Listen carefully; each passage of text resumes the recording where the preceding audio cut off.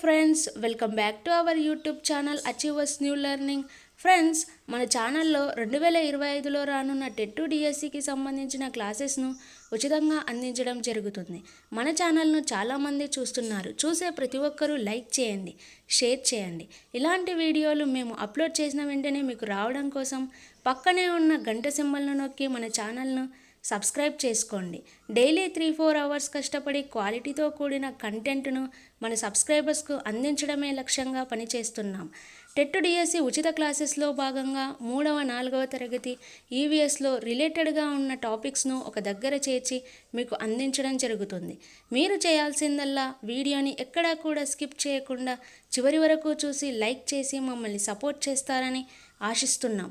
3వ తరగతిలో 2వ పాఠమైన ఎవరేం పని చేస్తారు అనే టాపిక్లోకి వెళ్ళడానికంటే ముందు ఒక పద్యాన్ని చూద్దాం. ఎందుకనగా చాలామంది ఇప్పటికే గివప్ ఇద్దాం అనుకుని ఉంటారు. అలాంటి వాళ్ళ కోసం ఇలాంటి మాటలు మోటివేషన్ ఇచ్చి నెవర్ గివప్ అయ్యే విధంగా చేస్తాయని ఆశిస్తున్నాం.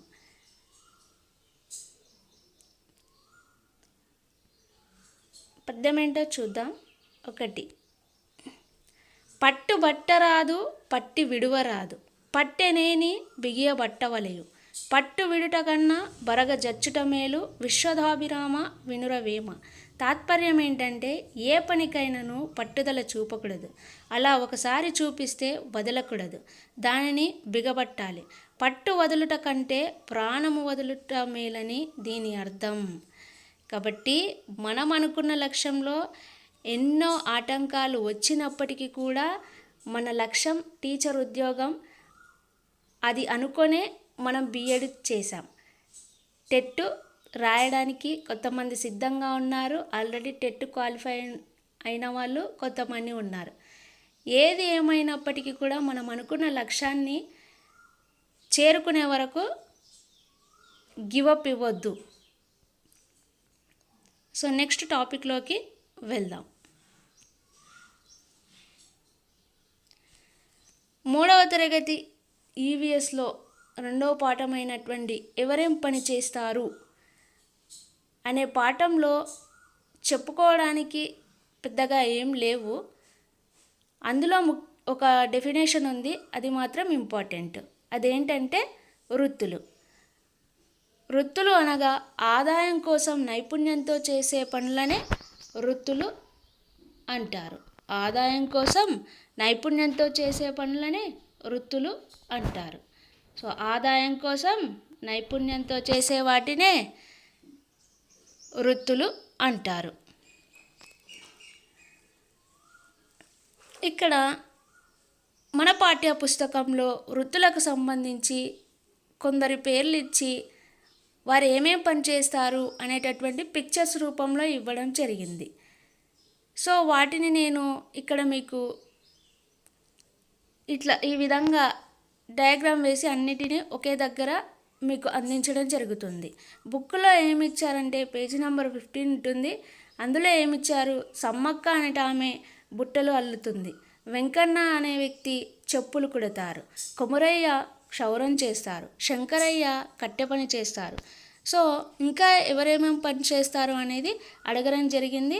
వాటన్నింటినీ కూడా మీకు ఇక్కడ వృత్తులు అని పెట్టేసి ఎవరేం పని చేస్తారు అనే దాన్ని ఇక్కడ ఇవ్వడం జరిగింది.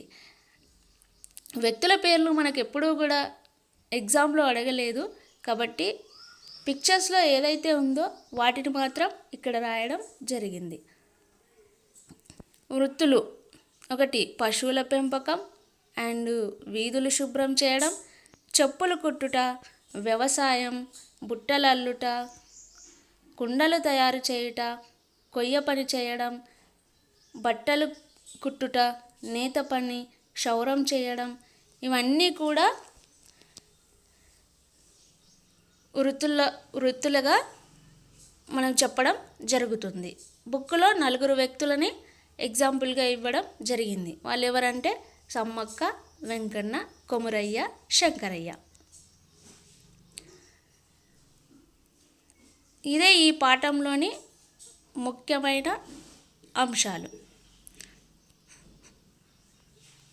కుటుంబంలోని పెద్దవారు రకరకాల పనులు చేసి కుటుంబానికి ఆదాయాన్ని సమకూరుస్తారు. గ్రామంలో వివిధ రకాల వృత్తులు చేస్తుంటారు. అన్ని వృత్తుల వారు గ్రామాభివృద్ధికి అవసరం. అన్ని వృత్తులను గౌరవించాలి. బడియేడు పిల్లలందరూ బడికి వెళ్ళి చదువుకోవాలి, పనికి వెళ్ళరాదు. ఇది అంత ఇంపార్టెంట్ కాదు కాబట్టి నేను దాన్ని ఎక్కువగా స్ట్రెస్ చేసి చెప్పడం లేదు. ఇవి మాత్రం ఇంపార్టెంట్. సో నెక్స్ట్ టాపిక్ వచ్చేసి ఆడుకుందాం. మూడవ లెసన్ ఆడుకుందాం. ఇందులో మొదటగా చెప్పుకోవాల్సింది ఒక ఇంపార్టెంట్ డేట్ ఇచ్చారు. పేజీ నంబర్ 24లో ఉంటుంది. సో నవంబర్ 14 మనందరికీ తెలుసు. నవంబర్ 14 ఏంటి? జాతీయ బాలల దినోత్సవం. జాతీయ బాలల దినోత్సవం. సో నవంబర్ 14 జాతీయ బాలల దినోత్సవం. ఇది పేజీ నంబర్ 24లో ఉంటుంది మన పుస్తకంలో. సో ఆడుకుందాంలో చెప్పుకోవాల్సింది ఏంటి అంటే, ఖాళీ సమయంలో ఆటలు ఆడుట వల్ల ఆనందం కలుగుతుంది. ఆటల వలన శరీరానికి వ్యాయామం కలుగుతుంది. ఎముకలు కండరాలు గట్టిపడతాయి. సహకారంగా కలిసి పనిచేయడం వంటి విలువలు పెంపొందుతాయి. ఆటలు ఆడడం వలన శరీరానికి చక్కని వ్యాయామం కలుగుతుంది. ఎముకలు కండరాలు గట్టిపడతాయి. సహకారంగా కలిసి పనిచేయడం వంటి విలువలు పెంపొందుతాయి. అండ్ అదేవిధంగా నెక్స్ట్ ఏమిచ్చారంటే వీటన్నింటి ఇక్కడ నేను ఏదైతే పట్టికలో ఇచ్చానో వీటన్నింటినీ కూడా బుక్లో పట్టికలు మరియు పిక్చర్స్ రూపంలో ఇవ్వడం జరిగింది. వాటన్నింటినీ మీకు అందరికీ ఒకే దగ్గర నేను ఈ విధంగా రాసి ఇవ్వడం జరుగుతుంది. ఈ పీడిఎఫ్స్ మీకు కావాలంటే మన ఛానల్ కింద డిస్క్రిప్షన్లో వాట్సాప్ గ్రూప్ లింక్ ఇస్తాము, అందులో జాయిన్ అవ్వండి. సో నెక్స్ట్ ఏంటంటే ఇక్కడ ఆటలు రకాలు అని పేజీ నంబర్ 21లో మన పుస్తకంలో ఇంటిలో ఆడుకునే ఆటలు, ఆట స్థలంలో ఆరు బయట ఆడుకునే ఆటలు అంటూ ఒక పట్టిక ఇచ్చారు. వాటిని ఇక్కడ మీకు నేను రాయడం జరిగింది. ఇంటిలో ఆడుకునే ఆటలు ఏంటేంటి? చదరంగం, క్యారమ్స్, తాడాట, వామనగుంటలు, వైకుంఠ పాలి. ఆట స్థలంలో ఆరు బయట ఆడే ఆటలు ఏంటేంటి? Volleyball, cricket, football, basketball. Next page number 22లో ఆటలు అని డయాగ్రామ్ వేసి అక్కడ ఏమి ఇచ్చారంటే ఆ ఆటకు కావాల్సిన ఆట వస్తువులేంటి, వాటిని ఎక్కడ ఆడతారు అని పట్టిక రూపంలో ఇవ్వడం జరిగింది. సో అక్కడ డయాగ్రామ్స్ ఇచ్చి మనకు అడగడం జరిగింది. ఆ ఆటకు కావాల్సిన వస్తువులేంటి, వాటిని ఎక్కడ ఆడతారు అని. వాలీబాల్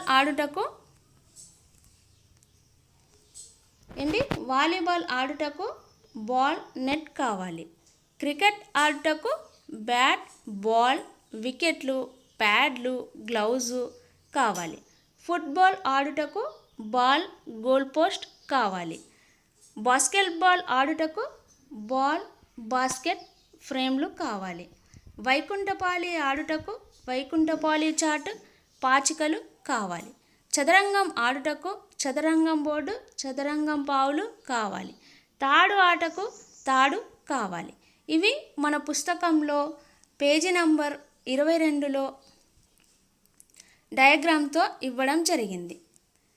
ఆట వస్తువులేంటి, వాటి ఎక్కడ ఆడతారో అని పట్టిక రూపంలో అడగడం జరిగింది.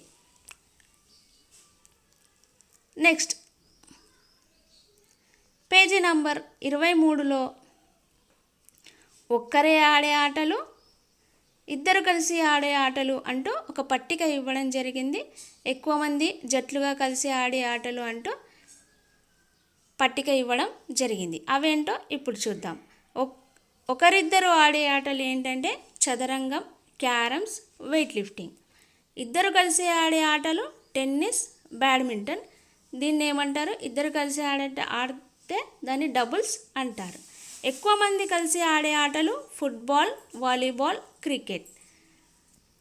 నెక్స్ట్ అదే పేజీలో ఆట వస్తువులు అని హెడ్డింగ్ ఇచ్చి పట్టిక ఇచ్చారు. అందులో ఆట వస్తువులు అవసరం లేని ఆటలు, ఆట వస్తువులు అవసరమనే ఆటలు అని ఒక పట్టిక ఇచ్చారు.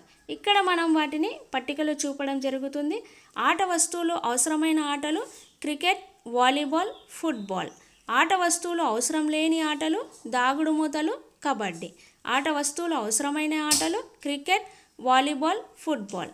ఆట వస్తువులు అవసరం లేని ఆటలు దాగుడుమూతలు, కబడ్డీ. సో క్రీడలు మానసిక వికాసంతో పాటు శరీరాభివృద్ధిని పెంపొందిస్తాయి.